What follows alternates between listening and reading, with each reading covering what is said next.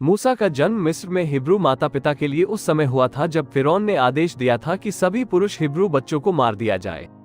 उसके माता पिता को उसके प्राणों का भय था, इसलिए उन्होंने उसे 3 महीने तक छिपा रखा। जब वे उसे और अधिक छिपाकर न रख सके, तब उन्होंने सरकंडों की एक टोकरी बनाकर जलरोधी बनाने के लिथे उस पर राल और राल की परत चढ़ाई। उन्होंने मूसा को टोकरी में रखकर नील नदी में इस आशा से रखा कि कोई उसे ढूंढकर भीतर ले जाएगा। मूसा की बहन मरियम टोकरी को दूर से देखती रही कि क्या होगा। टोकरी फिरौन की बेटी को मिली जो नदी में नहा रही थी। उसने टोकरी देखी और अपने सेवकों से उसे लाने को कहा।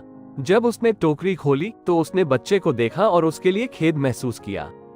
मरियम ने राजकुमारी से संपर्क किया और पूछा कि क्या वो चाहती है कि वो बच्चे को पालने के लिए एक हिब्रू महिला ढूंढे। राजकुमारी सहमत हो गई और मरियम उसकी देखभाल के लिए मूसा की अपनी मां को ले आई। मूसा की मां को राजकुमारी द्वारा अपने बच्चे की देखभाल के लिए भुगतान किया गया था और मूसा को मिस्र के राजकुमार के रूप में महल में पाला गया था। जब मूसा बड़ा हुआ तो उसने देखा कि एक मिस्री एक इब्री को मार रहा है और उसने उस मिस्री को मार डाला। फिर वह मिस्र से भाग गया और कई वर्षों तक मिद्यान में रहा। परमेश्वर ने एक जलती हुई झाड़ी में मूसा को दर्शन दिए और उसे इस्राएलियों को दास्ता से मुक्त करने के लिए मिस्र वापस जाने के लिए कहा।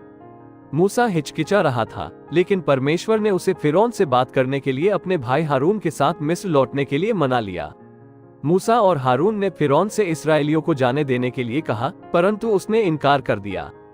परिणामस्वरूप परमेश्वर ने मिस्र पर तब तक विपत्तियां भेजी जब तक कि फिरौन ने अंततः पश्चाताप नहीं किया और इस्राएलियों को जाने दिया।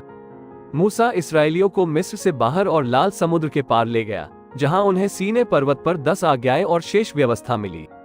मूसा ने जंगल में 40 वर्षों तक इस्राएलियों का नेतृत्व किया और अंततः मर गया और परमेश्वर द्वारा एक अज्ञात स्थान में दफन कर दिया गया। और यही मूसा के जन्म और उसके जीवन की यात्रा की कहानी है।